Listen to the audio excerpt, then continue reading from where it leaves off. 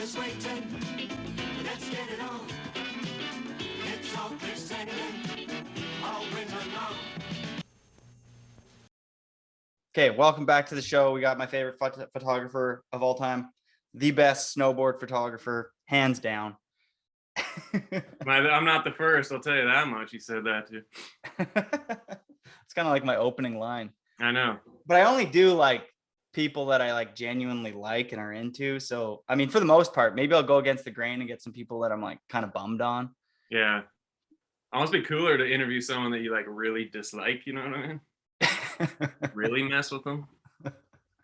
No, not at all. What have you been up to, man? It's kind of hanging out, a bit of skating, snowboarding. Like this year, just like today, I woke up, had a coffee. That was pretty good. What do you do with your coffee these days? Are you like the last time I went to Starbucks, which I'm not like a huge Starbucks fan by any means. I want to make that clear. But they like went through the list of dairy alternatives. Yeah. And it was like, there was like 7. And I was like, holy shit. I know, it's like, getting crazy. So I'm wondering, what are you using? Are you just standard milk guy? I just feel like you are, maybe. No, I'm not a dairy dude. I go with the oat. Oat? Oat, yeah. Have you tried the Tim Hortons oat latte? No. Yeah, Bo Bishop threw me under the bus the other day because I ordered one because I forgot my coffee. And we were going sledding, and I was like, yo, can you grab me like a vanilla oat latte? And he texted me back like, aren't you from Winnipeg? And I was like, what does that mean? He's like, that order is so sus. I know, people just want you to drink like black coffee, you know what I mean? But yeah, it happens. Yeah, I'm coconut guy right now. Are you? Yeah, that's like all I use is coffee, black coffee. Just I tend to go organic. I don't know, that word makes me feel better, but it's also like, what does that even mean? You know what I mean? I feel like it's like hint of lime right now. It's being used a lot. It's like 100% Arabica. Like no one knows what that means. Yeah, totally. 100%. Like word, you know? 87% dark cacao. You're like, sure. Yeah. Hints of whatever. You just had an event at Mount Seymour, the ECS Invitational. You're on to number 10. You're a snowboard photographer. Where did this idea for this event come from? It started way back, and it was just kind of everyone was starting to like disband a little bit from Seymour, and people were kind of filming their own thing, doing their own thing, and I just wanted to bring people back together, kind of hike up peak, build a quarter pipe, jam, and it was kind of a way for me to just kind of like shoot photos of people. And if I basically just said it was an event, picked a day, and then people were like, oh, okay. And from then it's just kind of taken off crazy. And it's funny because it started as like me wanting to shoot my buddies, and then now this year I didn't even take a single photo, and I'm just like running around doing whatever. But yeah, what it's become is just like crazy. Why the quarter pipe? Because, and the reason why I asked that is because it's like a hidden art form. And I wouldn't say Seymour is known for like quarter pipes. And then you hold this like first invitational over a decade ago. And I remember hearing it was a quarter pipe, and I was bummed. I was like, what? Like, I always go to Seymour and ride like a hip or like a rail. And then you throw the quarter pipe at us, and nobody's good at this feature. Yeah. It was just like, because it was 12, like we did the 10th one this year, but it's been 12 years. Yeah. So it was 12 years ago, the first one, we just like skipped a couple of years. And Seymour just like has so many walls, and it was kind of just like easy. Quarter pipes are kind of easy to build. You know what I mean? You just shape it out. And we were trying to learn hand plants, or I was trying to learn hand plants around that time. So it was just like a thing to do. And we just picked quarter pipe, and that's what it became. So usually everyone would go up there and build jumps, and there's so many, like you said, so many backside hips. I didn't just want to do like the regular kind of backside hip things. So, and quarter pipe's cool because it kind of keeps everything tighter and together, you know what I mean? But sometimes too tight, as you know. It's I know best because your last event, the young keen up and comer and Marty Vachon, Party Marty, one of my favorite snowboarders, took me out on course riding out of the quarter pipe, and I just got not a bad concussion, but it was pretty crazy for sure. Yeah. But this is the first podcast I've done since. It's been 2 weeks. So I Yeah. finally feel like pretty good. I was thinking about like suing you or Marty for a bit. I was like, Yeah. I was like, damn, I guess I'm gonna That's take why- Evan for all of his money.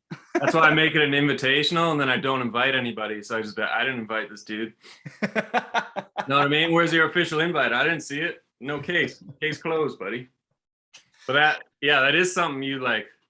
I get worried about now. The event is like so big, and like people, you know what I mean? People are gonna get hurt from time to time, and it's like when my name's attached to it with no kind of rules, it's kind of a dicey thing. But No, if You you just know hope what for you're the best. getting into if you get up there. Like if I was dummied, it's like, I don't know. It's like yeah, you're hiking up the mountain, you're riding a quarter pipe with all your homies. If you get bodied, it's like kind of like that's the way she goes. Like Marty didn't mean to hit me, yeah, but I think he didn't give me enough space to like ride out of the quarter pipe. He rode it more like it was a hip. yeah. And so when I was coming out, he was coming down, and at the like G spot, right when you're coming out of the quarter pipe, I don't know. I heard he like jumped into the air and he like put his base around the top of my head, but I actually didn't see Crazy. shit. It was sounding Yeah. crazy though. I was at the top, and then all of a sudden there was just kind of like silence. And whenever there's silence there, you know it's like something bad is happening because there's never silence. And they're like, "Oh, I think Jody's down." So I was like, "Shit." So yeah, I came down, and you were just like, you were not doing too well, but glad to see you're better. You know? 100%. I'm back. And I mean, like a couple brain cells probably got taken away, but like, who cares? Yeah. If anything, it's for the better. I think it's like an old TV. Sometimes you just got to smack your head really hard, and then everything kind of like settles down. And then actually, I think it might be like the opposite of that, but we'll see how it goes. Like the old adjusting the old rabbit ears on like the old TV back in the day. Yeah, that's what I was trying to say. You articulated that perfectly. The old rabbit ears. It was fuzzy. Concussions suck. Yeah, I know. It's yeah. Have you Take ever had care of one your before? buddies, everybody too. Just like if like your homie goes down, check on them, make sure they're good to go. You know. Yeah, concussions are weird. It's like it was just like the classic like fog, and you constantly are analyzing the concussion. Like, do I normally think like this? Am I thinking kind of weird? Yeah. And then at one point you're just like, well, for me, I was like, I'm just gonna go with the flow, not think about this too much. I walked around like the ocean here because I'm in Victoria just for the summer, and listened to like classical music. I heard that's good for concussion. So I listened to like Bach and Beethoven and shit. Dude, that like, it was crazy. I was like outer body experience for the couple of days. Like listening to that music for like 4 hours is fucking crazy. That is weird because it's like you're almost doing something you never do, so you already feel different, and then you're like also dealing with the head thing. Totally. Head injuries are just terrible. Okay, let's take a step away from my head injury. You know, you pay to play. Sometimes you take a slam, and maybe Marty, we just don't invite him next year. Yeah, I'm fine with that. You know what I mean? Cool. Sorry, Marty. Marty, you're done. Or Jody. You know what I mean? It's either one of you. 100%. Okay, who won this year? Oh, Jaden won. Yeah. Yeah. That kid, he's been coming to the last couple. Can you name all 10 people who've won?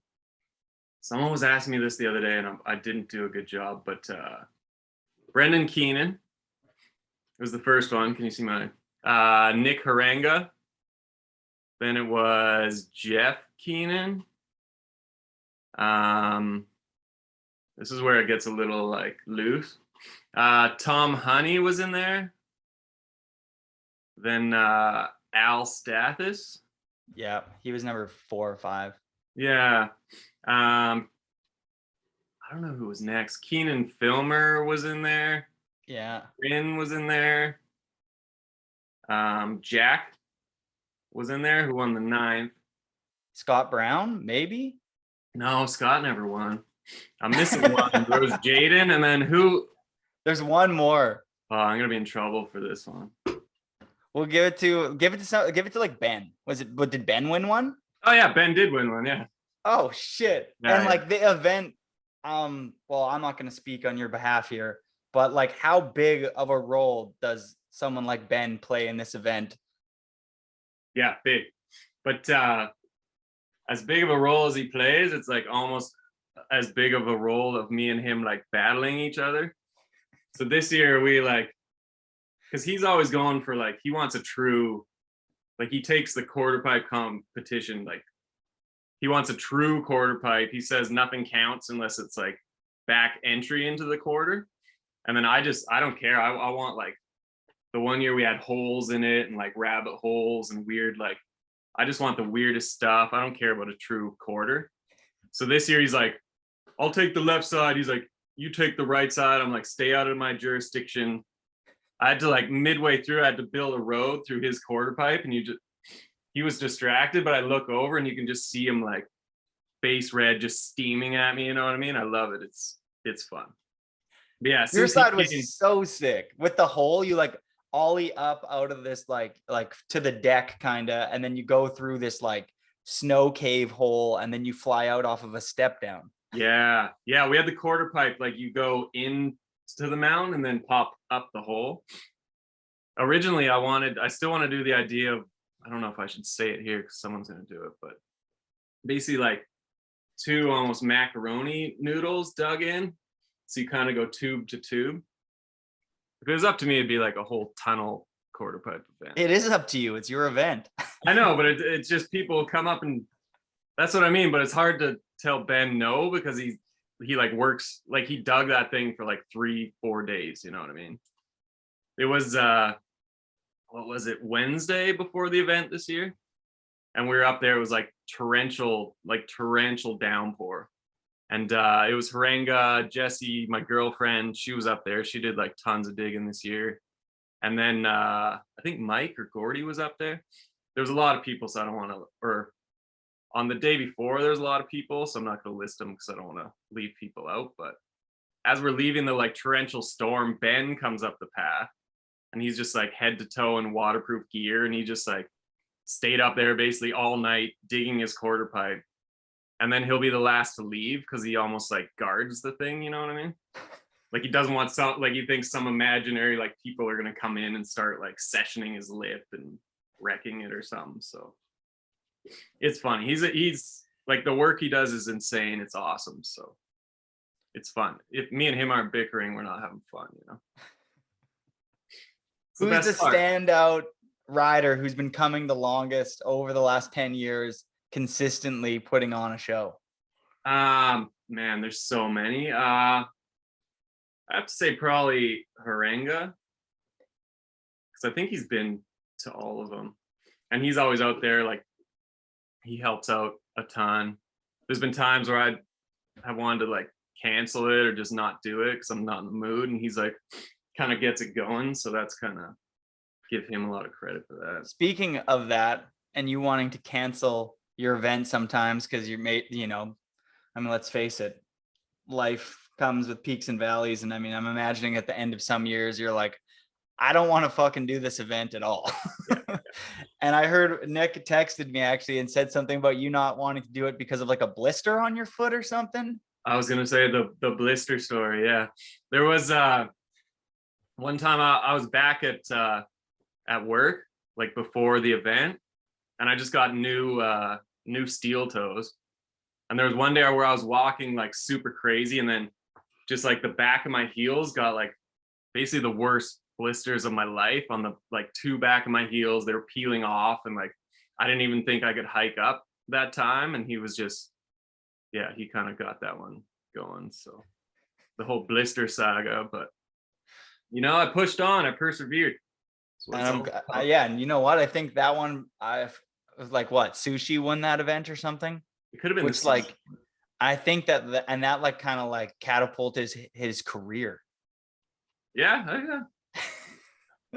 It's just weird. It's weird to think, you know what I mean? It's weird to think the event has like become so big, you know what I mean, and become something. So oh, it's definitely crazy. Something. It's like there's a couple events now that are in Canada that are like really for the culture, you could say. Yeah. You had a chain this year that said culture on it, which was so sick. Yeah. I have a photo of it. I'm most likely going to use it to entice people to listen to the episode. Yeah. But Yeah, that event, and then I think that event kind of inspired Haringa to do the banked salmon or the Yep. baked salmon, and like those two events for like the Sea to Sky, Vancouver area, really bring together the entire community, which Yeah. is dope because, especially with what COVID and stuff like that, like man, Yeah. people need to hang out with each other. Like it's so good for me. Like and I see all these other people who are like, we're all a bunch of characters. You know what I mean? Yeah. Up there's like 100 of us, and we're all just like crazy in our own ways. And then we all get together, and we're like, wow, this is so nice to hang out with a bunch of other people that are crazy just like me. Yeah. I know it is like this year it was rainy and foggy, and still like so many people came up, hiked, shoveled, just kind of braved it. Anything. Yeah. I think the best events are just kind of whatever you can get people together. You know what I mean? With also not too many rules. Because our buddies and friends, and if you kind of put too many like rules and like signing up and weird things, it's like you're gonna just kind of get people away. So Yeah, you exclude people. It's interesting because I think that's kind of how like it works when you're on the internet. And as soon as you have to give somebody like your email, or you have to do the one extra step, as soon as I have to do an extra step, I'm like, fuck this website. I'm out of here. yeah. I know, even something little these days, people just like don't want to deal with it. So try to keep the rules kind of changing, and no rules. No rules. We'll leave it at that. The ECS is the dopest. Come to the number 11 next year. Maybe let's touch base so people kind of have an idea of where you're from and shit. Touch base on your childhood here. Where like who's little Evan? Wow, I didn't know this was gonna get so deep. Little Evan, he was similar, just kind of a little smaller to me. A little taller now, I'd say. Any other questions? Or is that kind of So you're just like short, and like you were short, and are you from Vancouver, or are you from like Yeah, I was Czech born Republic or something? and raised in North Vancouver. So kind of born there, Lionsgate Hospital, and then just grew up around there. Spent lots of time over on the island growing up too. Yeah, because my parents had a little cabin on this tiny island over on the island. So Damn, let's talk about summers. I love cottages and islands and stuff. Let's touch on that. Yeah, it was sweet. Where what island? Protection Island, it's called. Damn. It's like just off Nanaimo. It's like 10 minutes from Nanaimo, and then just tiny island, like no pavement, all dirt roads, no stores or anything. So no electricity, no like no, it's actually, the cool thing is it's so close to Nanaimo, it has like city power, city water and stuff.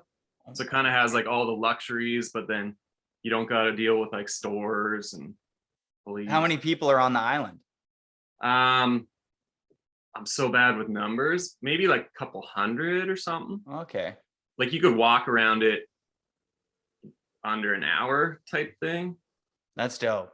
If you have a golf cart, well, like a lot of people have golf carts over there, so you can just golf cart around it in like 20 minutes or whatever. So Yo, golf cart living, like if you have a cottage or doing anything in a golf cart is the best. Yeah, it's like I don't know why those aren't just public transport. Like instead of like scooters and stuff, like just give people golf carts to go around the city. Yeah, it's amazing. It's so fun over there, and we've had some pretty interesting times on the golf cart, but we'll leave it at that. You know what I mean? But it's good. Have you rolled a golf cart? No, luckily, because it is my parents, but we've taken it through and into some interesting spots. Just say there's a lot of prickle bushes over there. So when your buddies are like, when everyone's mobbing on the back, you gotta swerve in and kind of try to cut their arms up and stuff, Totally. Yeah, it's the right thing. So growing up, what was kind of like your day to day? Did you start out snowboarding at a young age, or are you like in jazz band or some shit? Like, I don't know, play the guitar, soccer. Yeah, I love sports growing up. I still kind of play sports, which is, some people find it weird, but because back in the day too, it was a lot of like, growing up, it was like jocks versus skaters type thing back in the day, but I'd kind of get along with both groups because I would skate, but then like in PE and stuff, I'd be on like whoever's team because I just love, like I never really liked, I guess, the competitive aspect. Like I always played on teams that I didn't have to try out, just kind of for fun. So, but yeah, I grew up skateboarding mostly. And I'd say maybe grade 10 or 11, kind of started to met a couple guys that snowboarded and started to get into it around there. Damn. Yeah, because I'd grown up too, my family never like skied or snowboarded or anything, so it wasn't really like used to that mountain scene or anything. And let's talk about that mountain scene. Like your first time you go up, you said you're in grade 10 or 11. Yeah. Did you go to Seymour or were you Cypress when you first started? No, going to Seymour. So I'd ride with a couple like my buddies Eldon and Blaine. These guys got me into it. And they were like a little better too. So we just kind of ride around, and if there's powder, they'd leave me and I'd be under the chair trying to figure everything out. But yeah, it was pretty fun times. And because living near the base of Seymour, and Seymour was open at night, so like till 10 p.m. So after school, you could go up with your buddies and still have like tons of time to ride around, which was kind of a blessing to have Seymour there with nights open. Who was like, what was the vibe of Seymour back then? And the reason why I ask is because when I think of Mount Seymour from the first time I went when I was like 17 until the recent years, that place has been like chaos, wild. It's like you never know what you're gonna get when you go up to the mountain. Was it like that, wild and crazy, or was that like kind of before? It kind of was, but I think it got a little more wild and crazy as we kind of everyone grew up and started to like mob together there a little more. Because too, a lot back in the day and growing up, it was like they didn't really have a park, they didn't have rails set up, so a lot of people when you go up there, you're hitting side hits and doing runs, but then most like crews would be hiking into the backcountry. Because like when you're younger, you'd be hyped because you'd see like Devin and Cashin and all the dudes riding down with backpacks on, and you're like, dude, those guys were in the backcountry, they're probably like filming the craziest stuff, you know, and you're just like a little grom on the lift seeing these dudes. So that was kind of cool, is to be able to see kind of a bit of culture, I guess you could say, around, you know.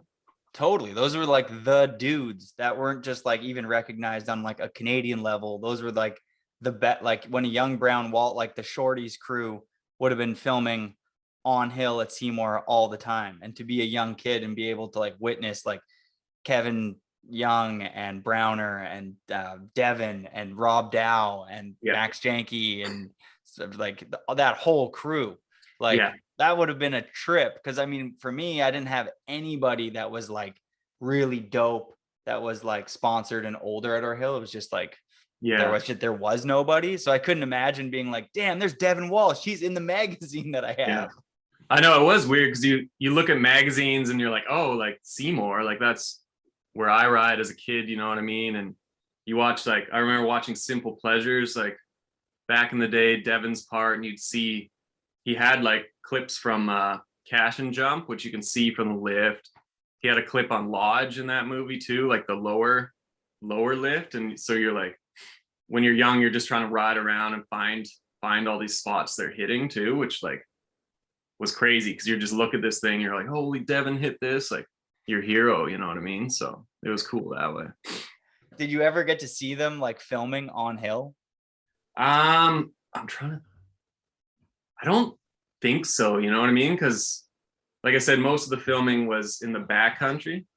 I remember my buddy Eldon built this jump under the chair, and he's like, man, we got to go hit this thing. So we hiked up there and hit it. And then I think it was like Surface, Janky, Cashin, maybe Dow or something kind of rolled up. And they started like, they kind of just were hitting it too. And Surface hiked the tower to film I think he was filming 16 millimeter for I think it ended up in a Whitey movie back in the day, like one of the Kingpin movies. But he filmed a clip of Janky from up there, and we were just like, thought it was the coolest thing to be around these guys, and because we didn't know them, they didn't know us. We're just like little kids, and seeing these guys was super cool. Cashin's hiking up like last, talking about being all like messed up the night before, and we thought it was like the funniest, coolest thing. You know what I mean? Yeah, Things I like could that was definitely fun see about that. Seymour. Yeah, That's so sick. yeah. And yeah, watching the old like Little Bastards and stuff, you see all the Seymour footy and the party stuff. And the party stuff, which Yeah. really inspired your generation.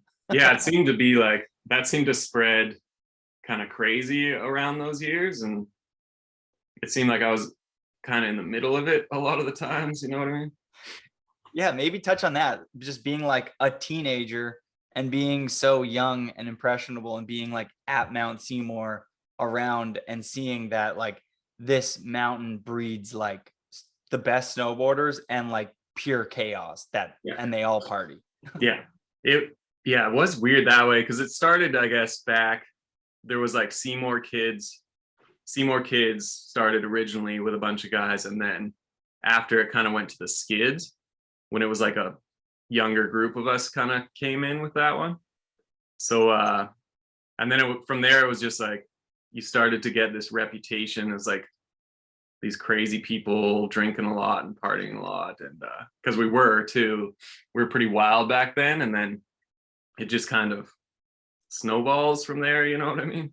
Totally. I mean, I feel like young teenage boys especially are just like, they tend to be, obviously because they're just going through puberty and stuff, they tend to be a lot more like reckless.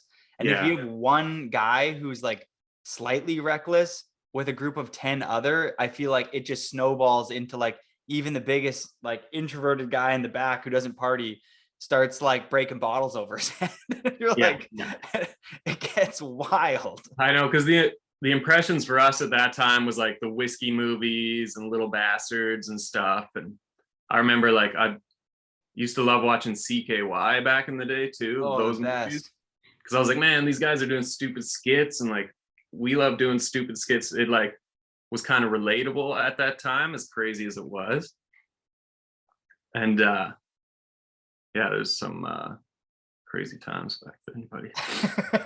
Some crazy times, you know what I mean? Oh, I know what you mean. So you're a photographer and a very like, how do you articulate this? I would say like one of the most underground snowboard photographers in like all of snowboarding, like so respected through the community, but I never feel like you really got the full clout that you deserve. But when did a camera fall into your hand, and when did you start shooting photos? That's a good question.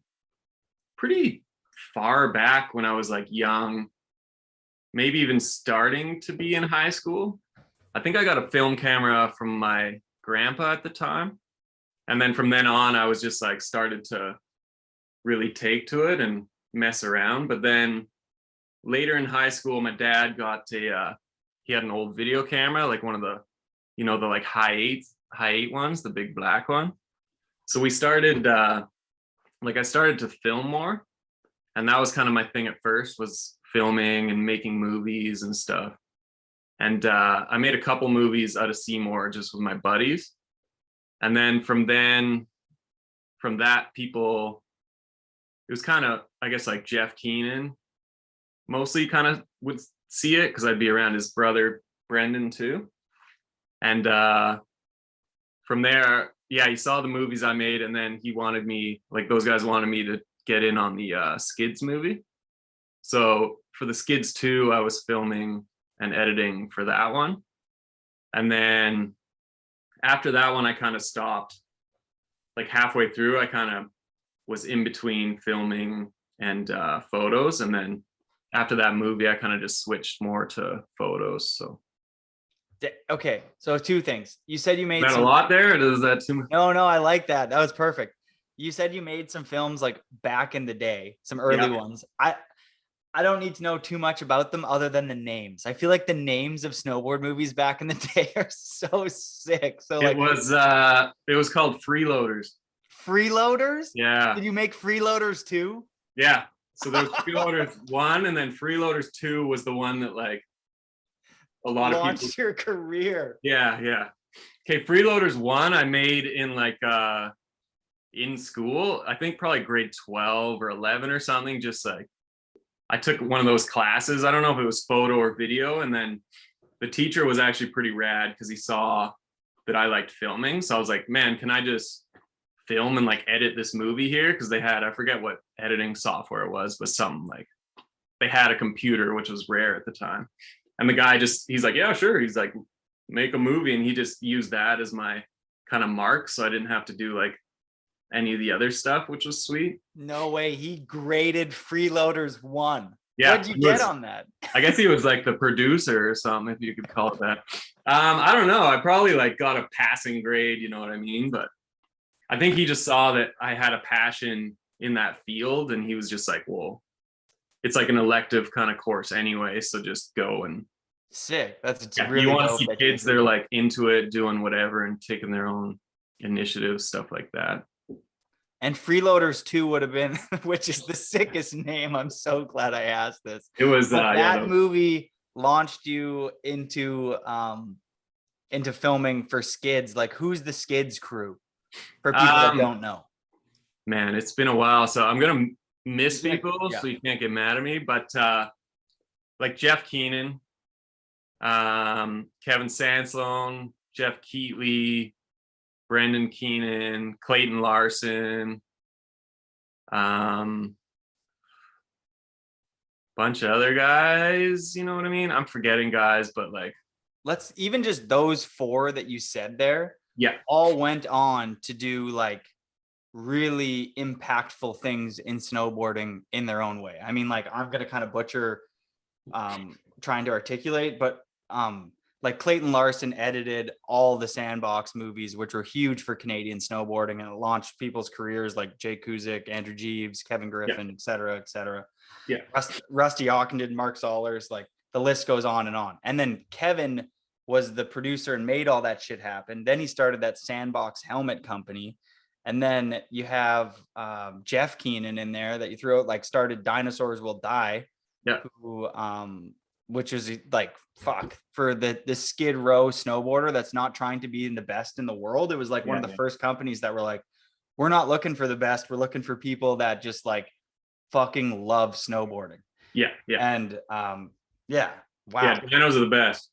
Like a bunch of diehard snowboarders are making skids. I've only seen skids like once or twice, and I've been looking forever on the internet, and I cannot find them. So it's like nobody's uploaded them. So I don't have the VHS. So I'm like, damn it. Dude, gotta get the VHS. And the cover was pink, and the VHS was white inside too. The white VHS. How many skids movies were there? That's a good question. Maybe 3, I think.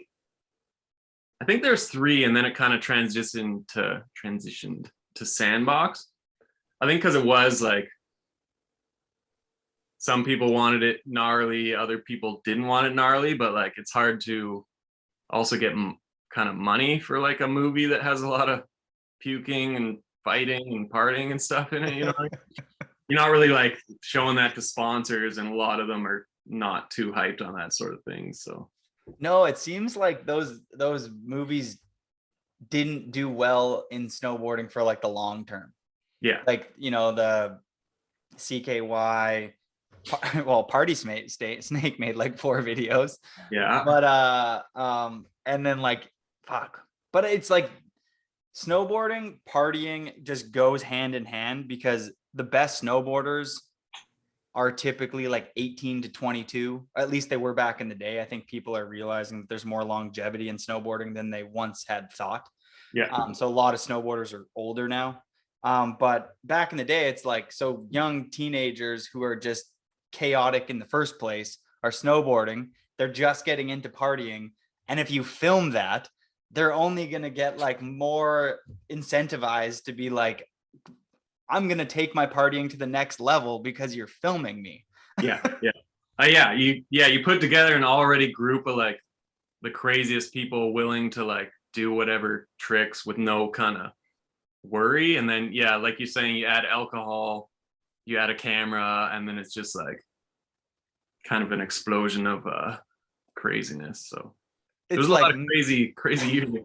It's like beautiful chaos, but it like doesn't end well sometimes. No, it's not like a sustainable way of doing things, just because like your body, it kind of takes a lot out of everybody, you know what I mean? 100%. It's hard to make like party movies just constantly partying, everyone's in a great mood, you know what I mean? Oh, well, on the F and Rad podcast, Eric interviewed Sean Kearns, and Kearns was like, by the end, him and Johnson were just over the whiskey movies. They're like, we don't want to do this anymore. Like, this has been like, it was fun for the first and the second, and they're like, by the time we were going into the third, it was just like somebody else take the wheel, because we actually all are huge. We have huge problems now, and we need to get the fuck away from this. Yeah. Because it's like you not only have to like every movie you want to one up your riding, right, as the years go by, and it's like, well, if every movie you got to like one up your partying too, that's when it just starts to get like, you know what I mean? You're like, oh, I already filmed this party clip of me puking, now I got to like up it, and you just keep like, you know what I mean? At some level, you just kind of run out of like, it turns to kind of severe situations, you know what I mean? And it's not like as funny, it's more just kind of crazy stuff. Totally. I mean, like at one point you're like, oh, I'm going to jump off this bridge. And then you're like, I'm going to like drive my car, throw on the e-brake, jump off this bridge. Yeah. And then like something can go really wrong. And then you're like rigging up homemade explosions for some reason. And just like, it gets to a point where it's just like, it can't. Yeah, totally. You're driving dirt bikes through like 7-Elevens. yeah, exactly. Yeah, you got to pop that. Oh my God. Okay. So if we touch base on SKIDS again, who, like, you were filming this shit before, like you were shooting photography. Yeah. Who was like the kind of the standout guys for you as like a lensman? You're like sitting on the gap to flat rail, the kink rail, you're filming at Seymour, you got your fisheye out and shit. Vibes are good at Seymour. Who do you remember back in the day being like, damn, this guy is like kind of ahead and he's got the steam? Probably growing up, it would have been Brendan Keenan, because he was just like, you know, everyone was there, but he was like another level up, you know what I mean? Like he had the tricks and he had the style, and his like all around boarding too was pretty insane. So like growing up, me and him, I probably shot with him some of the most when I was younger, you know what I mean? Growing up, and obviously his brother too, Jeff's amazing as well. Like those two together is just insane. It's the best time. Yeah, you have like the talented like brother Brendan, and then you have like I don't even know, like the flavor and the passion snowboarding with like the uniqueness of Jeff.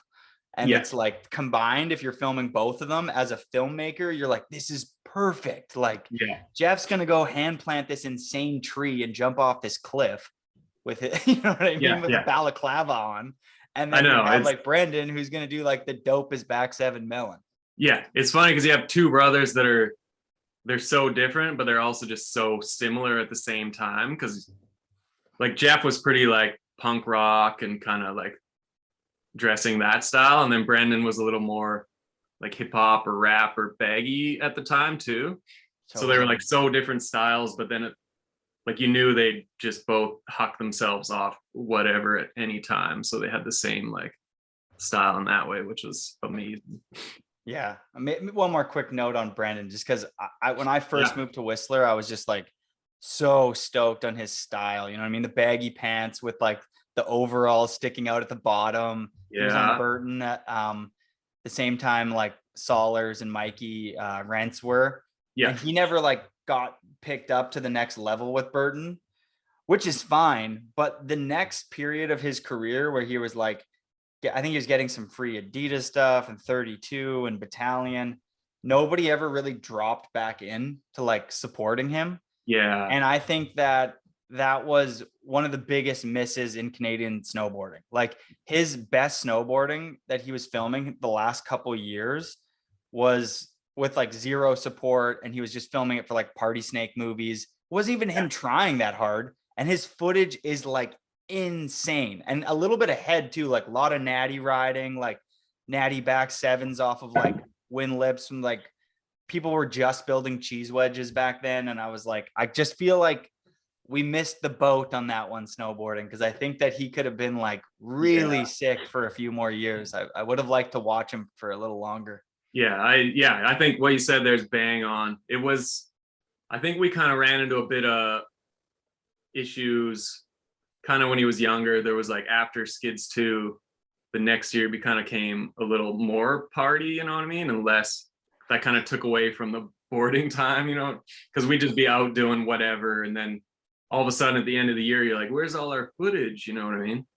And then snowboarding back. That's exactly what happens when you. Yeah. You're like, oh, we made a movie at a sick part. And then next year we'll just have the part there. But it's just all of a sudden, because he moved out to, I think that was the year he moved to Whistler with a bunch of buddies.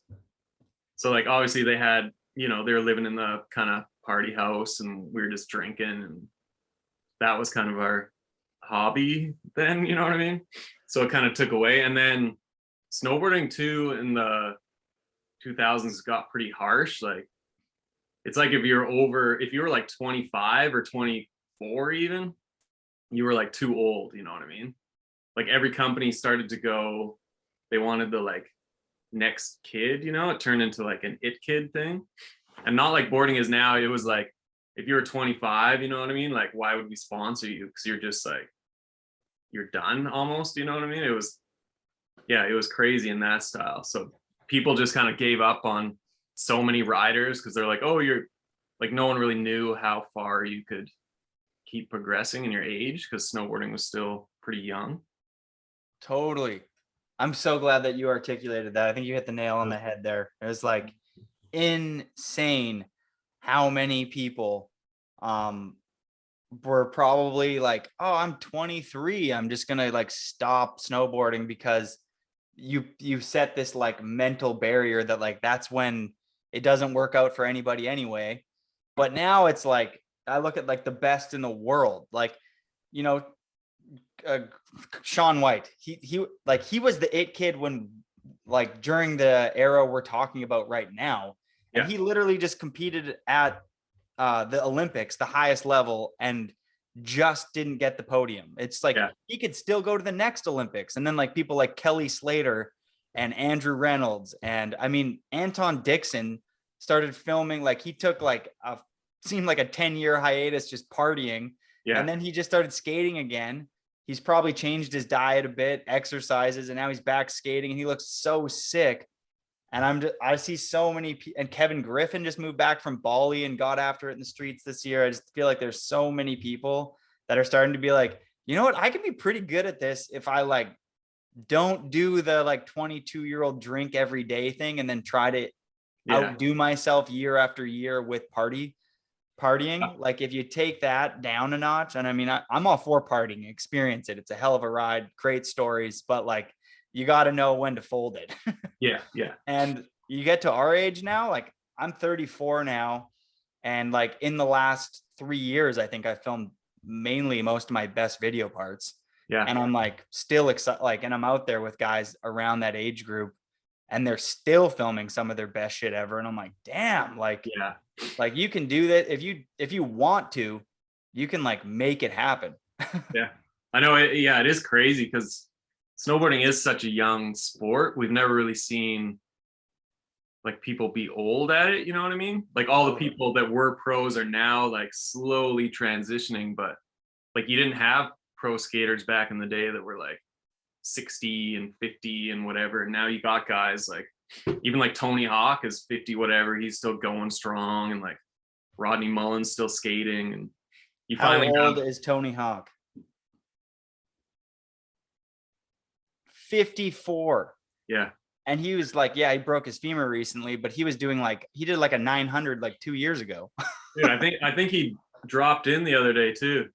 Like Yeah, I even saw that after the actually. femur, he's already like back skating, which is crazy. Yeah, in like a full pipe, and he's doing like back disasters already after, you know, probably like 5 weeks after he broke his femur. And I Yeah. mean, Mark McMorris hit a tree and pretty much shattered every bone in his body, and then just rehabbed, ate probably amazing. And I mean, yeah, mind you, he does have like the Red Bull training facilities and stuff, but it really goes to show that like your body can like, or maybe not your body as much as like your mind. Like if you really believe something in your head, you just believe it and it just happens. You know what I mean? Yeah. Or if you're like, no way, I'm gonna like fuck shit up this year and I'm gonna film the best part ever Yeah. and get after it. It's like you can do that for a long time. Matt Belzil is another great example. Like this guy he's turning 40 in a month and he filmed his best shit he's ever filmed this year. Crazy. And he hit the biggest shit he's ever hit. And I'm like, you're like, well, when does it stop now? Like, yeah. are we going to have like sick video parts from guys at 45 now? Like, yeah, no, that's the, like, yeah, because no one really has to tell you when to stop anymore. And I feel like companies and kind of, yeah, it's turned around how people see it now. Like you used to be too old at 30, and now it's like, if you're old and doing it, it's sweet, you know, people are more supporting it. Like it's cool again.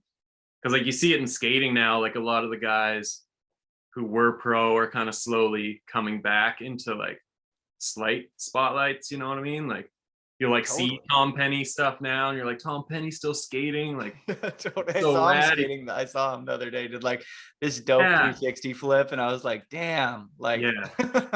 Cause it must be hard too for guys that were so good back in the day and now they're like, well, I'm old, I can't really reach that like plateau. So I think it turns into a mental game where you're like, well, I just do it because I do it, right? Just keep doing it for fun. I don't need to always like one up like what I did back in the day. Yes, that's perfect. Like you don't always have to one up what you did back in the days, because you already proved yourself. You've already like paid your dues into the sport. Yeah. And eventually people just want to see E-Man do a switchback 3. They just want to see Kevin Griffin do a back 50, back 180. They just want to see Mark Sollers do a front 3 Indy. It's like, there's like certain people that have like, you've paid your dues into this. You filmed the good video parts. Now we just want you to stay in the community and film a couple sick clips each year. And that's all you need to do. Yeah. It's cool to see, even if they're going small, it doesn't matter. It's just cool to see like people out doing it. Yeah. And there's like there's some people that like their snowboarding translates really well as they get older. Yeah. And then there's some people, it just looks like old snowboarding and then it kind of looks bad. But I really think that it's just their snowboarding started looking bad because they stopped snowboarding, not because they're old. Yeah. Like I watched like Rube Goldberg shredding around the hill. He's 42, 43 years old. He does a tail grab on a hip. It still looks like you as a photographer would be like, damn, I want to shoot that tail grab. Like that was sick. It's because he snowboards as much as he can. Yeah. Rube's dope too. Yeah. And like, it's cool to see guys older too that like they don't lose style. Like they're still willing to wear some kind of like whatever. They don't just go to like the straight kind of totally model fitting outerwear style. And like I like to see guys who still show some like their personality and stuff, because whatever, you're still old, but you can still wear whatever you want to wear. Oh, I'm so glad you touched on that, because I feel like that's another big thing is people get old, so they're like, I have to wear these dated shitty kits that just fit really neutral and like, I don't know, like just they don't keep up with the times at all. And I hate to keep bringing this guy up, but I think he's maybe the best example in how to have a tasteful long career. Andrew Reynolds, like just the way he dresses and stuff is just so like dope. Like he just looks sick. Daryl Mathis is a great example of that. Like he was really trendy when we used to snowboard, and now I see him snowboard. I'm like, that guy just looks sick. Like he just like dresses dope. And I mean, for sure, if you want to be somebody who's like, I don't know, I look like Johnny Lyle, for example. Love the guy, but like Johnny Lyle's a business guy now. So when I see him on the hill and he's wearing like, you know, baggy stuff, I'm like, he still gets it. Yeah. You know, he's a business guy, but when he goes snowboarding, he's a different character. Yeah, that is sick. You leave And I like, your like, real estate office and go back Yeah. up to the mountain and doing whatever. Or Jay Wex is another great example. That's like a sea to sky boarder who got a little bit older. But okay, we're flying into a different direction here, and I know that you have to go and shoot a skateboard event here at 1:00, so we want to be timely here. Transitioning from film to digital, maybe touch on that, whether you liked it or you didn't like it, and then where your first photo in print landed in that whole Okay. era. Yeah, the transition, it was weird. It was almost really weird, you know what I mean? Because you saw it, I felt like it was a little slow. Like you first noticed it in I think filming, because all of a sudden filming turned to the high 8 and the mini DV tapes. And before it was like mostly guys were doing 16mm. So for us, it was like, man, this is awesome. Like it's cheaper. I can film all day on a little like $10 tape that I'm still like struggling to get money for, you know what I mean? But you didn't have to go in with like, and back in the day, people's movie budget would be like whatever, 15, 10, 20, like grand, like tons of money. And we were just like, thought that was insane because we were basically doing it on nothing, right? But a DV tape. So it kind of like, I guess that wasn't digital, but it was the start of like kind of easier stuff, if that made sense. Totally. And then for photos, I started shooting film. Obviously back in the day, you'd shoot mostly slides because like slide film was basically the best, better than negative film. So I mean, I don't know when it changed, maybe 2007, somewhere in that region, people started to go more into the digital, which was sweet. But then I don't know what it's gotten to now is just like it's crazy. Like it's hard for photographers too, you know what I mean? Because you come up with like, oh yeah, I just got this gear, this crazy camera. It's like thousands and thousands of dollars, and then like everyone's there with their iPhones, the photos out like that. It's like good quality, you can send it wherever, and you're just like, man, what am I? Like this sucks almost, you know what I mean? Like having that much. So it's like, I don't know, it's good and bad. I battle with it all the time because if I want, I can go out and shoot like 800 photos in a day, you know what I mean? And back in the day when I was shooting film, I'd have to like every time you press your finger is basically like $2 or whatever. So you were kind of like, I didn't have a lot of money back in the day for bringing up rolls of film. So you had to be like in the air. If you see a guy's not grabbing, like you don't want to touch your button. You don't have your motor on. Like now people have their motor on, and one trick you shoot like 20 whatever frames, right? Guys just blast it off. But back in the day, it was more about timing, and I don't know, film, it's just more true, you know what I mean? Because digital too, there's a lot of over editing. Guys now shoot, it doesn't matter what you shoot. If you just get it, you can go home and like manipulate it crazy on the computer, turn it into artsy if it's kind of blurry, like whatever. There's crazy options that way. Well, yeah, you had to be a master of your craft back in the day. Like took a real skill set to be a photographer who knew like when to take the photo, especially an up and coming photographer who wasn't backed by like a magazine or parents' money. It's like those toonies that when you're pressing on the film camera add up quick. Yeah. So in order to, I didn't think there were toonies back then, buddy. We're talking $2 bills. Toonie hadn't even came out yet. Making it rain to get rolls of film out there.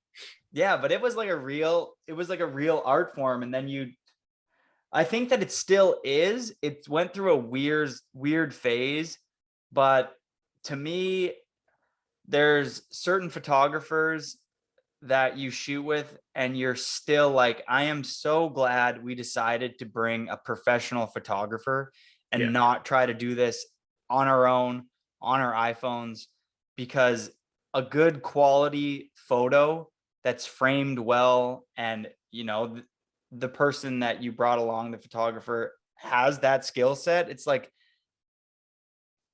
you can't replicate that just trying to do it yourself. You know what I mean? Some people have a gift at shooting photography and some people don't. And the ones that do, I really hope that, well, you can still see it. I feel like brands still are hiring photographers and staff photographers. I think a lot of people went into this whole iPhone world, which isn't going to go anywhere.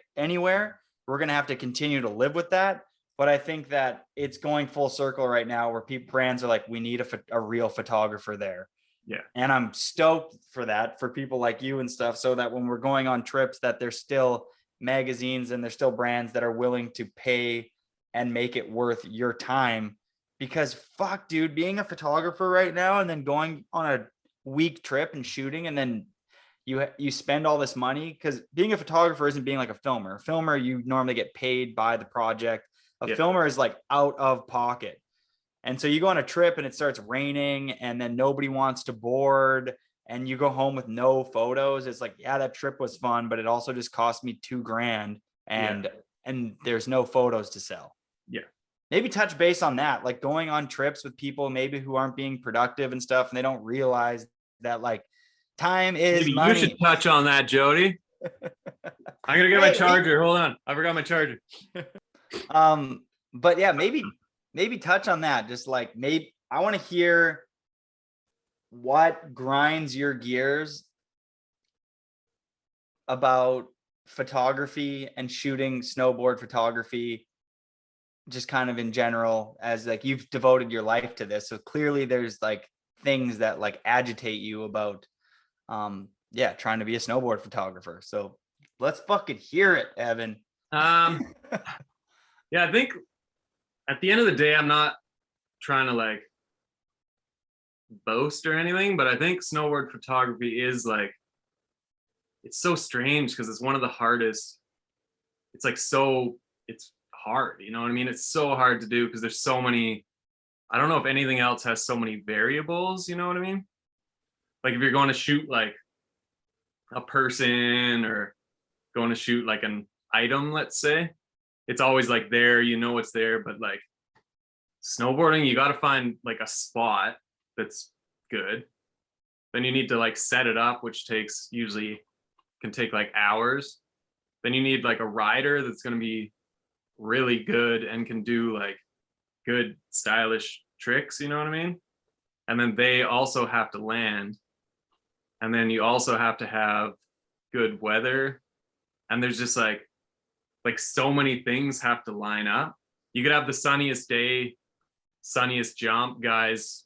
If it's not working out, they're not going big, they're not grabbing, then you have nothing from that day, right? You hiked, you build, or if clouds move in, rain comes in, you get like kicked out of street spots. Like there's so many variables to get like this one photo. And I think that could be at the end of the day what does drive me. Like I've always loved boarding, and just something about shooting snowboarding to me is just like, it's like fun. It's what I do. You know what I mean? It can drive you mental if you want it to, but I've just tried to never be that guy that puts too much pressure after. Like I'd say I'm a better photographer than businessman maybe.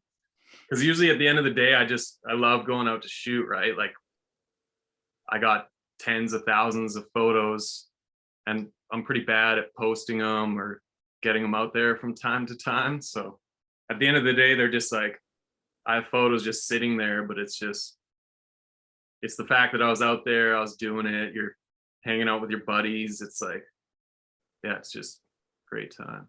And how hard is it to get a photo in a magazine? And is it easier now than it was back in the day? Is it political at all, or?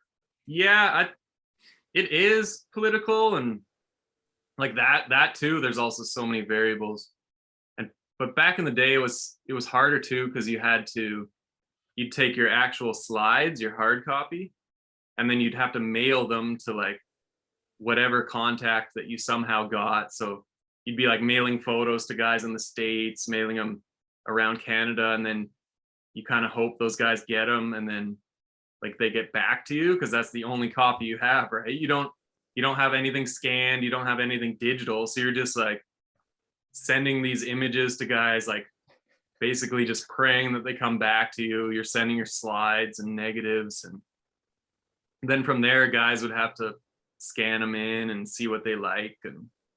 But it's also tough too, because back then and now it's like certain magazines might want certain brands, you know what I mean? That like, what board is this? Do they advertise in our magazine? Because if you got two photos that are like tied almost, like, oh, which one do we use? You're like, well, if this guy's got brands that we're advertising with, we might as well push him. Or it's also who you know, and like building relationships up like that. So I think I'm a little better now, but back in the day I was probably a little more how do you say, maybe standoffish, I guess, a bit with people. Or Yeah, no, I would say that you're just not the type of person to um over bro and like fake a friendship that isn't there to get photos ran in a magazine. You know what I Yeah, mean? yeah. And I think that, or just like some people don't even need to fake it. Some people are just more extroverted, so they just have a tendency to get along with anybody and be happy go lucky with like new people. And if Yeah. you're a little bit more introverted, you're kind of just like, oh, I'm not gonna just like tell these people they should rent all these dope photos of me and like my Yeah. homies because they're like the best. And like, Yeah, at the end of the day, I never wanted to be the guy that like DS's to the like best rider, you know what I mean? Because that wasn't like my top thing at the end of the day. It wasn't, oh, who's the best? It's like, if you're the best and you're kind of a dick, then like I don't want to shoot with you, you know what I mean? Even if it means like it's gonna get run or I'm gonna get this ad and stuff. Because I guess, like you said, I've always done it a little more underground, so I'm not like getting paid really by companies to go out and stuff. And if I'm not, then why would I go out and not shoot with somebody that I don't necessarily get along with or like? So totally. And you could was tell always- by your credentials or whatever from filming with SKIDS, and we'll touch base on like, you know, Party Snake and Dope Industries and your event right now. It's just, you come from a very holistic background of like pure snowboarding. And maybe some other photographers were better at doing, like you said, the back end work. But to me, you're one of the truest snowboard photographers who's ever picked up a camera, at least in Canada, no doubt. Like you're about like snowboarding and the people and like the culture behind it. And it doesn't seem like when you're on a road trip and you're not getting photos that you're like not enjoying the company. You're like, I still love being on here. Obviously, you want to get good photos at the end of the day, but I feel that there's a certain skill set that comes along with a photographer who's been in the game as long as you. And that's knowing that if you go on a week trip and you're not annoying on the first couple days, that nothing happens, and you did pick a good crew, it always tends to work out. yeah. And if you're going to go on a trip with Party Snake or Dope, especially Dope, it's like you can't tell those dudes to get up in the morning and like rise and grind and stuff. But if you just let it organically happen, greatness will happen in front of your lens. Yeah. Yeah. And people like you and Brockle realize that. And Ashley Barker is another really good example with being patient with that crew. She would get it. Like she would come on a trip with us, and certain photographers, they just don't get it. You know what I mean? They go on a trip with Alex Stathis, E-Man, Lane, and Scott Brown and Demo, and they're like, you guys are getting stoned in the morning and you guys drank all last night. And then at 3:30, the spot just ends up coming together. And then E-Man switch 5-0s the rail, or Lane lip slides the biggest kink in the world. And you have to realize that you have to be patient. Yeah.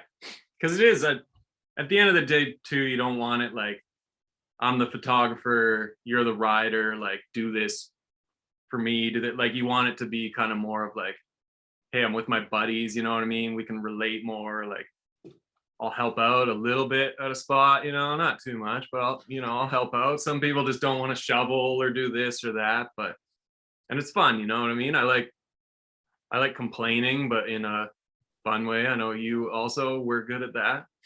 Fun complaining, you know what I mean? Fun complaining, man. My Yeah. girlfriend hates it. She's always like, "You're so negative." I'm just like, I just think negative shit is funny. Like, Yeah. she's like, "Let's go for a walk." I'm like, "Why? It's windy and kind of raining. It sucks outside." And she's like, "Why Yeah. can't you be more positive?" And I'm just like, I'm just stating the obvious, but I'll still come for the walk. Like, Yeah, we have a roof and a couch. I don't know why we'd be out walking.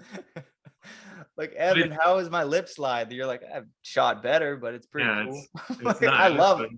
That's what Photoshop's for, right?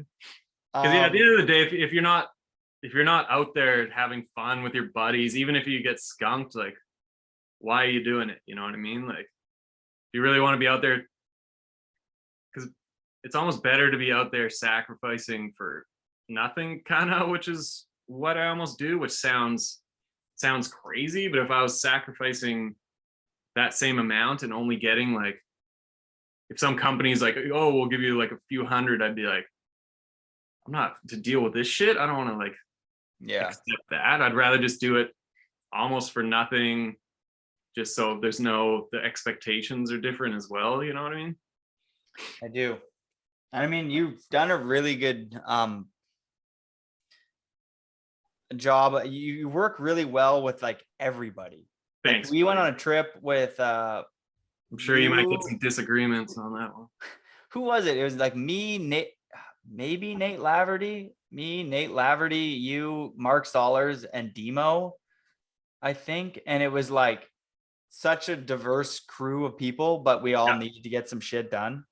And just like watching your demeanor with like Mark Stollers, who's like a very like what you can say the obvious different person than you. And I was like, wow, this guy gets along with everybody. And I remember the trip ending and Mark driving home with his broken arm and just being like, that Evan guy's the best. Was he hyped? Yeah.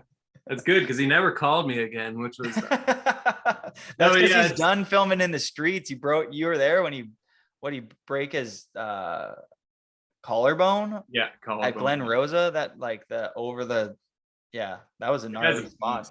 He's a beast for sure. Yeah, it's fun to just kind of see. I'm usually, I don't want to say I'm good at, but like I usually can kind of see people's differences and kind of just work together with that, if that makes sense. Yeah. Like I'm usually pretty decent, I feel like, at seeing different opinions. Even if I disagree with it, I'm like, okay, I can see it this way and this way. So to me, more things, I guess, make sense, even if it doesn't make sense. Okay. Yeah, I'm going to go on a little bit of a tangent with that just because I know it's a snowboard podcast, but like there's a good couple thousand people that listen to the show now. And all I want to say to everybody off brand from snowboarding is just like, everybody has a different opinion and you have to realize that you have to be flexible, compromise and like meet people in the middle. It's just like being stubborn about your opinion being right doesn't change anything. Yeah. It's like some of my friends have such like the farthest right and the farthest left opinions. And it's so good to be open-minded of why they would have that opinion and just to kind of elaborate on what you were saying there, just like stop being a dick. You're not always right either, bro. Like lots to learn from other people with different I don't know, like some of my friends who are probably like pro this or pro that probably had very unique experiences in their life that led them to that kind of philosophy or like, that kind of, what's the word I'm looking for? Morals or the way they act.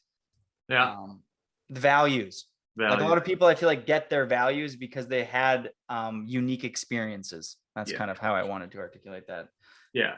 I had multiple concussions now, people. You gotta bear with me as I get. Yeah, you're doing well, buddy. You're looking a lot better than last time I saw you. Okay.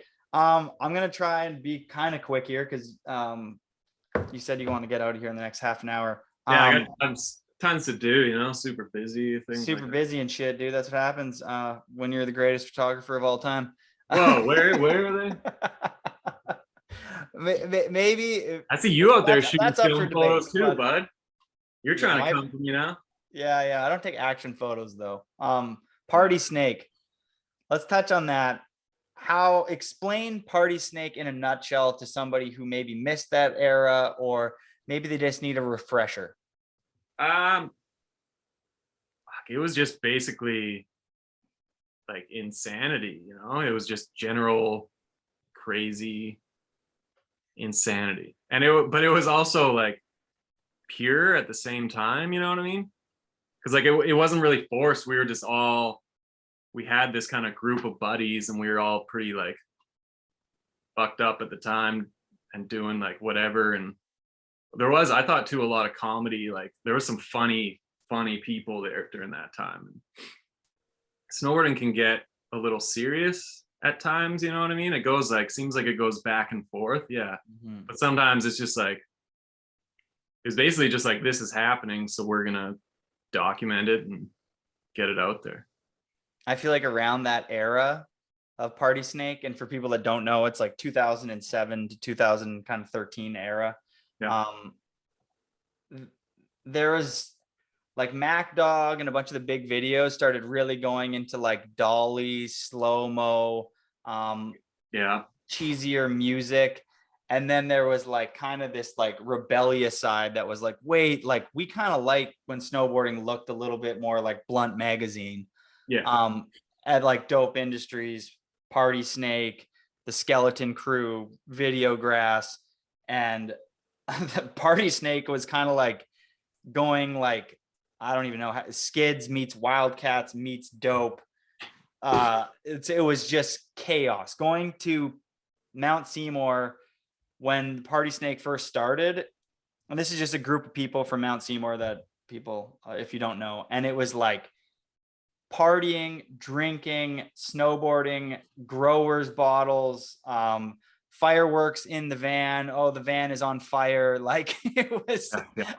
Everything was just like, everything was magnified, you know what I mean? It was like loud. You couldn't ride on the mountain without hearing like, you know, you'd just be yelling. You'd be constantly yelling from the chair and yelling to whoever, your buddies. And it was intimidating. I will say, like, I was like a Whistler kid, and then I would come down to Seymour, and I kind of had a hall pass because I was good friends with Jeeves, who was like kind of the King Kuta partier at that time. yeah.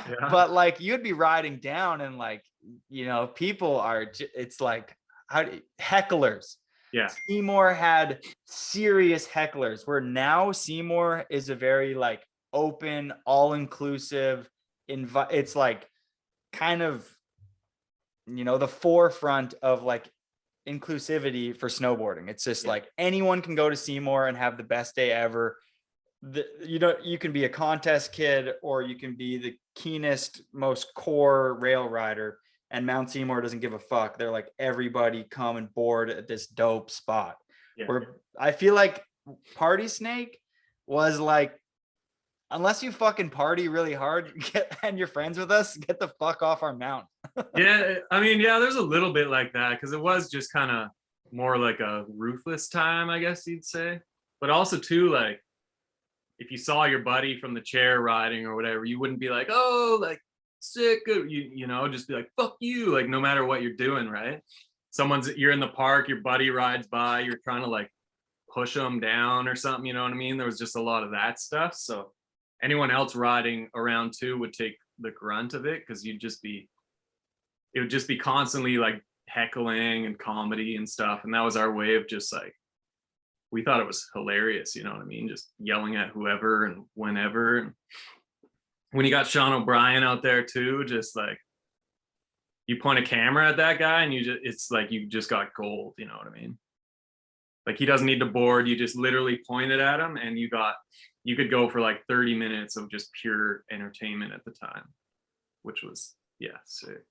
And you were shooting photos at this time, but you were also helping, you were doing a bit of filming for those movies, and you were helping like direct and do the editing on a couple of them. So for editing those projects, like, where did you draw the inspiration to make Party Snake? Like, what were you trying to make it kind of look like, or what like inspired you to make those films? I think we were just going for like an all out kind of more comedy. And like you said, I think it probably at the end of the day, there was some like CKY, Little Bastards, Whiskey, I guess Skids 2, that stuff. It was kind of just like a culmination of all of that stuff. And we had like a good, real rad group working on it at the time. Like obviously Heenahan was involved, Russ Lee. It was obviously Russell Lee, like, yeah, Russ. And who else? Damon was there, Carl was there, Sean Keating. Me and him kind of did a lot of the editing. So it was like me and Keating, and then Russ and Heaney were doing kind of a lot of the building stuff. So it was funny because Keating at that time lived in the same apartments as me. So you could just walk outside and kind of go to his house. So between our two apartments, it was just like there's trails of vomit and cans. And between us two, we'd be like editing different parts of the movie kind of in the same area at the same time. So it was pretty funny that way. Those movies, to me, I rewatched almost all of them yesterday. Yeah. And I'm such good friends with so many people in those movies, and it's gold. Like the editing in that movie is, if some of the snowboarders were a little bit more talented and the talented ones were a little less drunk, that might have been the best snowboard movie ever made. Yeah. But that's also too what we were going for. It was like, oh, buddy's got a 1080. Like, oh, well, we don't know him. We don't know who he is. If he's a kook, like our other buddy's awling this and clipping his nose and falling down like 5 stairs. So we're obviously going to put that clip in and play it 3 times. Yeah, it was the same thing. It wasn't like who's the best rider. It was just like who's our homie, who's in the crew, who's kind of out there having fun. And I think that's what made it like such a good vibe. Because nowadays it's like, if you put a bunch of people together in a movie that like their sponsors are buying parts, or maybe they're not buddies and like nothing's connected, you know. But back then it was like we all rode together as a group. There wasn't really like outside people too much. Like we had a bit of like friends sections here and there, but it was more of like a conglomerate, you know what I mean? Which actually made it, I think, what it is and gave it the vibe that it had. Well, the friends section had everybody, like Jake Kuzik was in that from like, and like Heldor ended up making a collaboration Party Snake lobster board snowboard. Like eventually Party Snake just turned into this like crew who would be all around the Sea to Sky. And if Whistler had a crazy party, all of the Party Snake would come up and they would rent a hotel room, destroy the hotel room, party harder than everybody. But as much as it was like a scary, intimidating crew, I remember meeting like Sean O'Brien and stuff like that, and realizing that like the intimidating front was actually like, these are like the softest guys ever who love their friends more than anyone. Yeah. And like, they're like the nicest people ever. Yeah. It's just that the exterior was just like chaos, but beyond the chaos, most of them were like some of the nicest people I've like ever met. Because there's a lot of thing with a lot of people who have like a rough exterior, like Jeeves, for example. I feel like a lot of people would maybe like be like, oh, that guy's intimidating. It's like Andrew's like the nicest guy in the entire world. Yeah. Because at the end of the day, we were like, I feel like we were like, we had people in the movie from just all walks of life and like so many different people together. I think that was a good thing about Vancouver at the time too. It's such like a multicultural city, and you'd have like just everyone around. And yeah, once you get past the loudness and wildness of everybody, it's like everyone was actually good people, which made it so much better. Maybe not everybody, but most. And I will take a note on Party Snake that my favorite style, me, Demo, and Kevin Griffin idolized Raheem. His snowboarding is like this, like his parts, just the way he maneuvers on his board. It's like, and I mean, every single snowboarder in Party Snake, for the most part, like had really good taste at the time. You know what I mean? Like, yeah, even like Adam Mills back in the day, and the section kit and like the Skull Candy Ion headphones were really in, and like everybody's like Steve was like Matt Heenahan's kits and Russ's kits, and like real big emphasis on like comedy and like style. So if like Russ ollied over a garbage can and it looked sick, it'd be like the ramp on the ollie and the back foot. Like, and I live for shit like that. Like at that point, I had seen and consumed so much high grade snowboarding that when this video came out, I was like, wow, it's really fun to watch like a homie video and watch people who love snowboarding so much, but could give two shits about being professional. Yeah. It was like you said, a pure vibe, and just like, yeah, Raheem and Russ boarding is just like crazy. Those guys are just style masters. You know what I mean? Like there's people out there I'd rather see certain people ollie than see other people do like quad corks or like tens or whatever. You know what I mean? It's just more of like a whatever. It's whatever you're hyped on. I think if you want to be there, you can, and then if you want to just kind of touch on that, maybe who's some people you'd rather see ollie? I'd say, yeah, Raheem and Russ, and they're like, watching those guys is just insane. Like Jody's good too. You know what I mean? Maybe not ollie, but you got a nollie on you. I'll give you that. Oh like, yeah, we did shoot a sick nollie together. I forgot about that. On the island too. Are you there now? I have a good nollie off of things, but not like a legit like street nollie. Like when I think of flat ground talent, E-Man, Kevin Griffin, and Deadlung. And Benny, if maybe I feel like he's being kind of lazy on us right now. I feel like Benny out of anybody hit the gym. He probably hits the gym anyway, but like he should just have a little bit of a comeback, like just board all next year. Because he is in that category of like do anything and I'll trip out. Yeah, like nollie back one off a curb and you just yes. Okay, so we went from skids to the party. I got a good one for you. Yeah. You know how you're talking about the party snake going up to Whistler there? Yeah. There was one time we had somehow we had a Coors Light party bus that they actually like let us use to go up to Whistler. I think it was from a premiere or like a teaser premiere or something. Anyways, we go up in the bus, and a lot of stories here I'm not going to tell you, but we got obviously obliterated up there and partied hard. We got on the bus to go back, and as we're driving the Sea to Sky home, I'm like pretty wasted, but I go up to the bus driver and I'm like, buddy, can you go a little faster? I'm like, when are we gonna get there? And he's like, well, I don't know. Like I think it was like 3 or 4 in the morning. And I was like, I gotta work at 5:30 in the morning. And he's like, what? I'm like, you gotta get there. So I like made him speed up because we partied that whole night, drove the bus back down, and then I had to go from the bus basically straight into work that morning and like work a day. I remember that being brutal. A lot of my memories I flooded out, but I remember that one sucked. That does sound fucking horrible. Yeah, when you got to tell a bus driver at 3 a.m. to speed up because you got to go to work, it's never a good thing.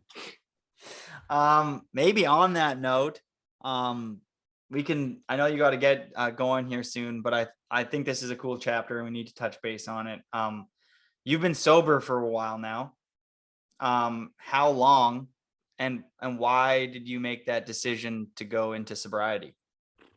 It's almost 5 years now without any liquor, which is pretty crazy. I honestly I never would have thought I could do it personally. Like that was pretty far out of the question years ago. My girlfriend Jessie, she doesn't drink, which obviously helps me and kind of supported me throughout, because without that I don't know how well I do, because it is like it's not the easiest thing, you know what I mean? Because growing up, like you said, I was kind of like associated SKIDS, Party Snake, Freeloaders, and then into like the dope movies and all that. So I've always been around kind of the party scene, and after a while you just start to get older, and it was wearing on my body mentally, physically. You start to see buddies that like you're having fun partying with, and now you see them out partying and you're like, damn, like, you know, they're not doing too well. The booze can lead into other stuff with friends that, like, I saw a lot of people go on like pretty tough downward spirals, you know what I mean? I don't know if I was there, but I was pretty close or in there, you know what I mean? And it just, at one point I was like, okay, well, if I keep doing this, like, it's not gonna end well. I also, as you know, I grew up with people and buddies that when you're around them, nobody's saying no, you know what I mean? That's the thing when you're with boarders and skaters and stuff, there's never really like a voice of reason, you know what I mean? It's like, hey, should I jump off this thing? And everyone's like, yeah, like, why wouldn't you? You know what I mean? And it's something that you're gonna get like worked on or tuned, and people are just, I'd be the same, you know what I mean? You'd kind of have to be like, because I think when you're skating and boarding, you have to almost do that too, because if sometimes you got to control your friends, but if your buddy's like, hey, I want to try this kink rail, I want to hit this drop, sometimes it's hard to be like, you can't do that, right? You don't want to be the guy that tells people they can't do certain things. So there was a lot of yes people, and I think that led to just kind of too much stuff and too much partying. The mornings started to be kind of tough too mentally, you know, and you just go from being, if you weren't drinking, you'd be hungover, and then if you're hungover, you'd be doing basically nothing, and then once you're better, you go back to drinking, stuff like that. So I think too, I wasn't really boarding as much. Like, I remember times where I could have been shooting, but I was just like drunk and couldn't even like work my camera type things. So there was a lot of years of it, and it was just time, I think, for me to see if I could do something new, like a new challenge. How hard was the beginning, and how did you initially start to be like, I'm not going to do this anymore? Because I feel like there's definitely some people who are listening to this who have an addiction problem. Yeah. And they're like, what's the first step? Like, how did you just be like, okay, I'm starting today? Yeah. I don't really like, there wasn't really like, the thing for me is there wasn't really like a rock bottom breaking point, you know what I mean? Because back in the day too, I would get into a lot of situations where you're like, damn, this is bad, but then you also don't learn your lesson. You just kind of keep going. So at some point I just mentally, I was like, hey, well, you just got to make a choice, right? Like, at the end of the day, if people are telling, like, I'm not the best at listening to people, if they're kind of telling me what to do. I've never been a fan of being told what to do, I think, which is why I like skateboarding, snowboarding, and photos. So it kind of has to come within. You got to kind of look around, see where you're at, where your friends are at, and like make some tough choices.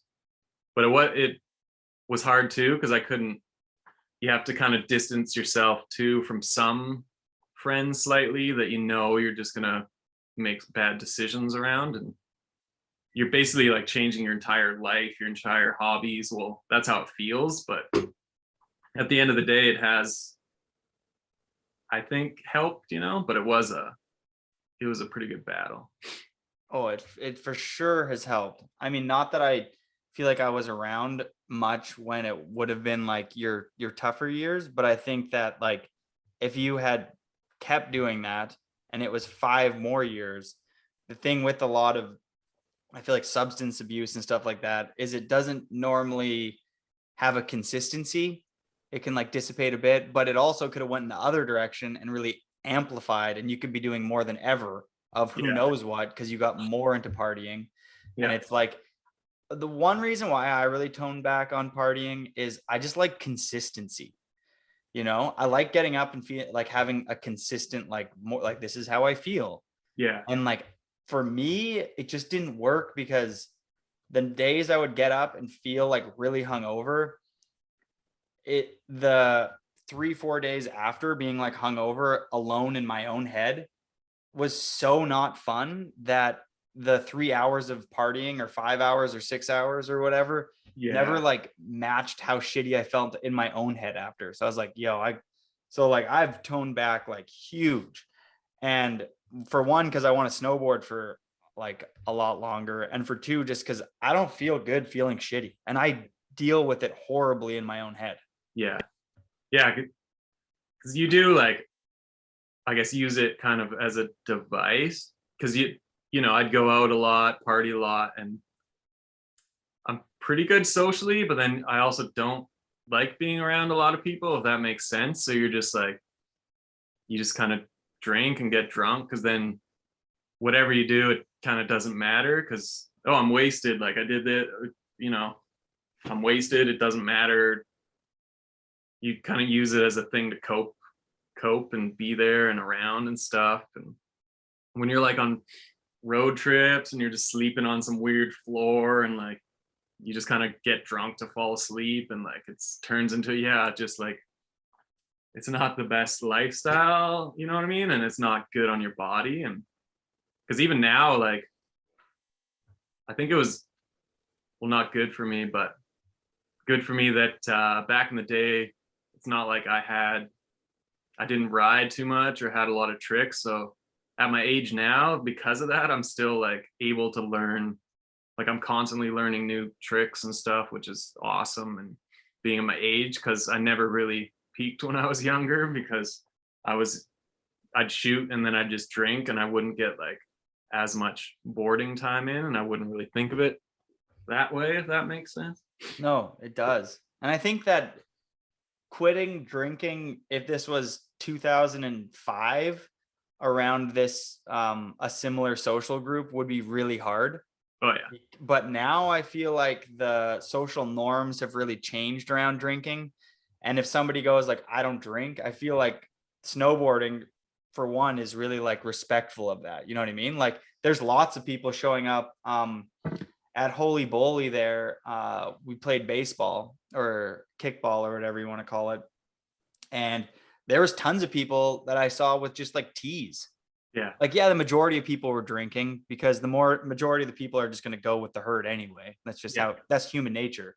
Yeah. But at least it's not like, oh, the old school mentality of like, you're a bitch, or like, some people, like, excuse my language, but like, you're a pussy, the classic like thing that guys say to guys when they don't want to do something as cool or as reckless as them. Like, oh, you're a bitch. Sure. And it's like, now it's like, I'm sure, and I'd like you to elaborate on if this is true, that when you tell people that you're not drinking, do you find that at least in the snowboard community that people are respectful of that?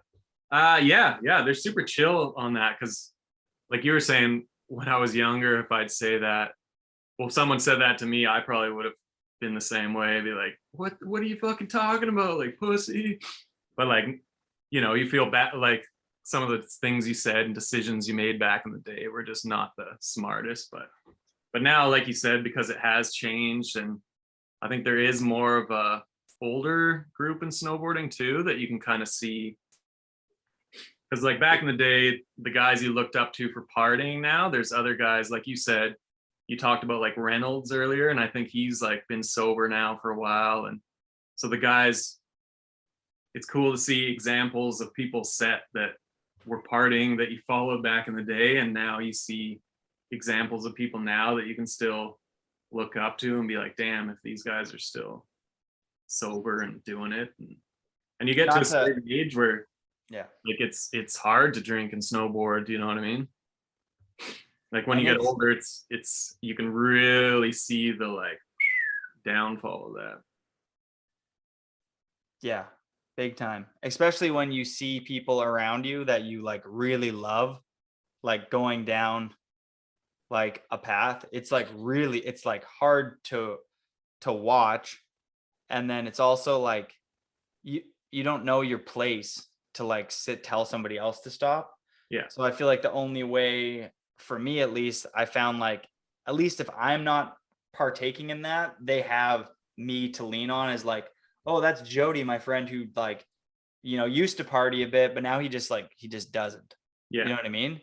And like his life seems to be going like okay, and he seems like pretty happy. Like I feel like it's inspiring for people like you who are a lot older in the community now, and lots of people look up to you, and you're holding this event and you're having your 11th event now, and it gathers the whole community. And for people to know like, oh, there's Evan, he used to party really hard and now he doesn't, and he has this dope snowboard event, and he like, you know, if you would have kept partying, like you probably like the blister story would have been like, you probably wouldn't have came back from that. Yeah, I'd have blisters. I'd have blisters in a casket, buddy. Ugh. Yeah. Well, But yeah, I think that's sick. That's yeah, really sick. it's cool to see how many different groups now are in boarding and like the different dynamics and stuff, and it's pretty like open with people, which is pretty cool. Totally. It's better than ever. It's like, Yeah, I try not to really like preach much either, because like I did spend so much time making party videos and like doing that, so now I can't be like, oh, you shouldn't put, like, it's not really my place. But it's also like, I like to, if someone's there and, you know, they want help, you know what I mean? Or like, I think it's very important too in your friend circle, like you said, just, you got to keep an eye on your buddies and see when they're taking it to the, you know, partying at the next level where it's not really a good idea, and like trying to control all your buddies from within, and like just being there, like you said, to support people, I think is very, very key. Because you Yeah. can start to see when people make that turn from kind of fun party to like sad party, you know what I mean? Yeah. Oh yeah. Yeah. Yeah. When it's just too much, when it's a Tuesday at 2 p.m. and it's raining outside, Yeah. you know, might not be the day to party. And it's an expensive habit. You know what I mean? Yeah. That's another thing. It's like, we're all getting older. The world is crazy. It's like, it's hard to make money. Yeah. For most people who are listening to this, some people are fortunate enough that they have a horseshoe up their ass and they made a bunch of money doing X, or they have rich parents or whatever. But for the most part, people are, All you gotta do is put a horseshoe in your ass and then you're good. I don't know, but You're like rich. most people, it's pretty difficult to like make some good money. And if you're spending it all away on booze and partying, it's like, it can go quick, and it's like, for the most part, you don't remember a lot of it anyway. Yeah, I know. That's the thing. It's like there's so many memories that have kind of been like washed out, or kind of things like that nature. Totally. And it does feel good to be healthy. And I feel like anyone who's over the age of 35, it's like you start to really like appreciate like health. Yeah. Like even my concussion there, I didn't really elaborate on this in the beginning, but my leg and my arm and my face went numb after on the way up. Yeah. Which I didn't realize stemmed from my concussion meeting my anxiety, and a bad case of anxiety can cut off blood flow to your limbs, and it can give you numbness and tingling. And my back was really acted up, so I thought on the way up that I was getting like weird, maybe be paralyzed or whatever. Yeah. And I remember like the next, after they did a bunch of x-rays and stuff like that, they're like, no, it's just a bad concussion. Like, you're not a bad concussion. It was like a 2, they said. Yeah. But yeah, I was like, damn, like I remember I was walking out of that hospital and like touching my body, like walking out. The impact was like pretty crazy, that I was like, nothing's broken. I have a light concussion from this. And like, I am so grateful for like my health. Like, health is dope. Like, you can't do shit without your health. Like, your body starts deteriorating. We all have uncles, aunts, best friends who like got a shitty end of the stick and passed away from like whatever. Yeah. And it's like dope to try and take care of it. And I get that you got to go. So on that note, buddy. yeah. Can I ask you a couple questions? Quick ones. These are one word. What? Okay. One word questions. Okay. Best style currently and back in the day. What? You can't. Russell Lee. Sick. What about back in the day? Russell Lee. Most underrated boarder. Russ Lee. First CD. Russ actually put this out. No, I don't know what my first CD or cassette tape. CD. Cassette tape. I can't remember, to be honest.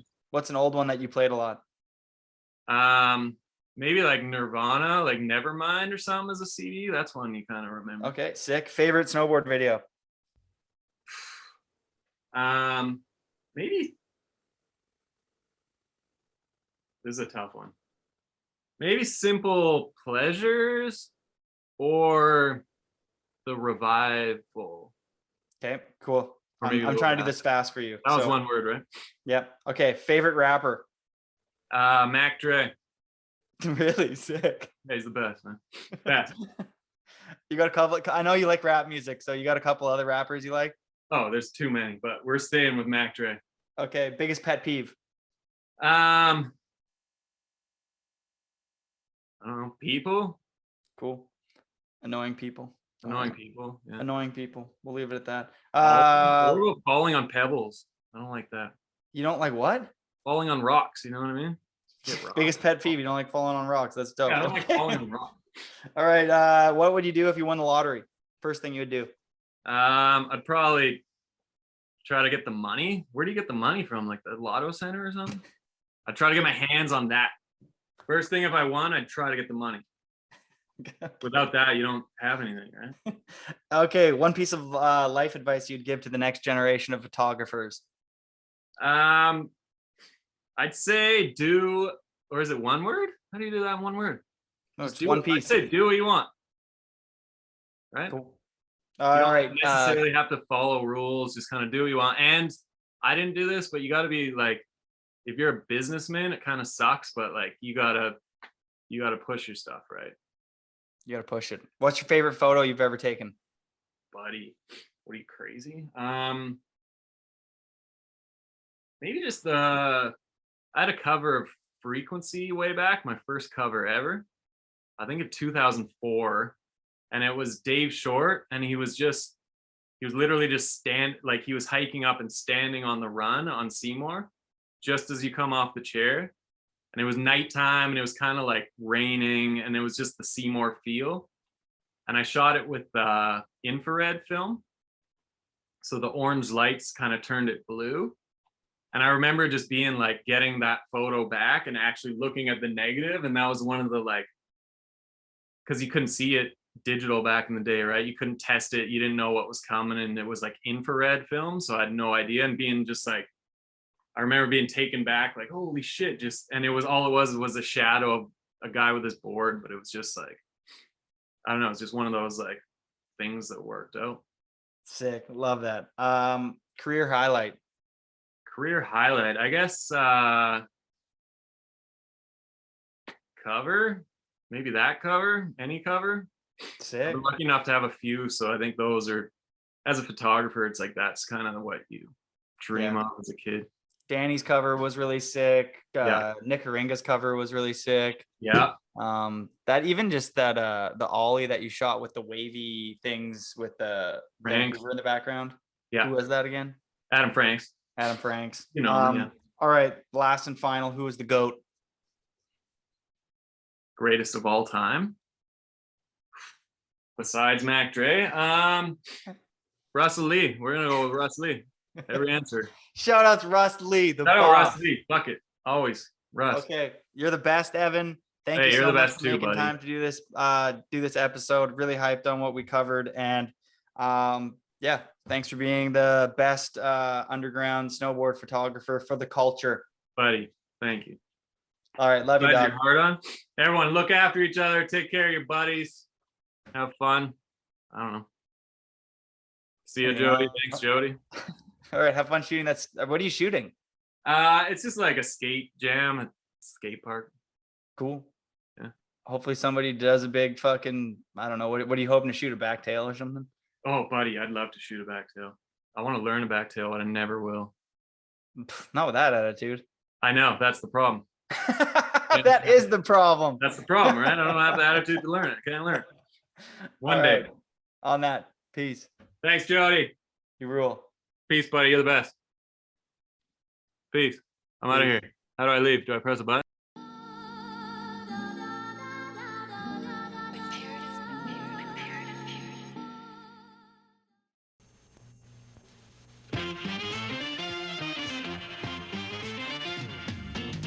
One car is waiting. Let's get it on.